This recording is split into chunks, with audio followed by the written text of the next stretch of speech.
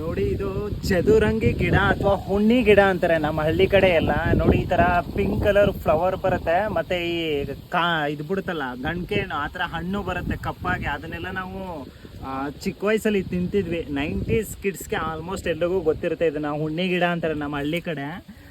But ಇದರಿಂದ ಆಗ್ತಕ್ಕಂಥ ಉಪಯೋಗ ಅಂದ್ರೆ ಏನು ಅಂದರೆ ಏನಪ್ಪ ಅಂದರೆ, ಚಿಕ್ಕ ಮಕ್ಕಳಿಗೆ ಆಟ ಆಡೋದಕ್ಕೆ ಯೂಸ್ ಆಗುತ್ತದೆ. ಈ ಫ್ಲವರ್ನ ತಿಂದರೆ ಇದು ಅಂತ ಸ್ವೀಟ್ ಆಗಿ ಜೆಲ್ ಬರುತ್ತೆ. ಎಲ್ರಿಗೂ ಕೆಲವ್ರಿಗೆ ಎಕ್ಸ್ಪೀರಿಯನ್ಸ್ ಆಗಿರುತ್ತೆ, ಮತ್ತು ಕೆಲವ್ರಿಗೆ ಆ ಹಣ್ಣನ್ನು ತಿಂದರೆ ಚೆನ್ನಾಗಿರುತ್ತೆ. ಚಿಕ್ಕ ವಯಸ್ಸಲ್ಲಿ ಆಟ ಆಡೋದಕ್ಕೆಲ್ಲ ಯೂಸ್ ಮಾಡ್ತಿದ್ವಿ. ಮತ್ತು ಇದು ಜಮೀನಲ್ಲಿ ಬೆಳೆಸೋದ್ರಿಂದ ಸುತ್ತಮುತ್ತ ವ್ಯವಸಾಯ ಆಗಲ್ಲ.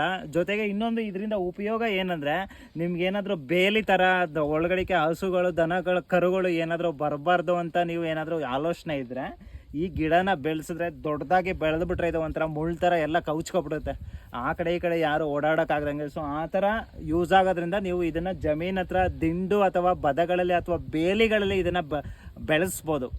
ಇದು ನೀವು ಬೆಳೆಸೋದು ಬೇಕಾಗಿಲ್ಲ, ಅದೇ ಬೆಳೆದಿರುತ್ತೆ ಜಮೀನ್ ಹತ್ರ. ಕೆಲವ್ರು ಬೇಡ ಅಂತ ಕಿತ್ತಾಕ್ತಾ ಇರ್ತಾರೆ. ನಿಮ್ಮ ಕಡೆ ಇದನ್ನು ಏನಂತಾರೆ ಅಂತ ಕಮೆಂಟ್ ಬಾಕ್ಸಲ್ಲಿ ತಿಳಿಸಿ.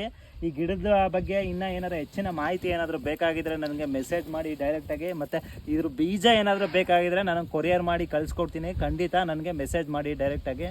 ವಿಡಿಯೋನ ಆದಷ್ಟು ಎಲ್ರಿಗೂ ಶೇರ್ ಮಾಡಿ. ನಮಸ್ಕಾರ.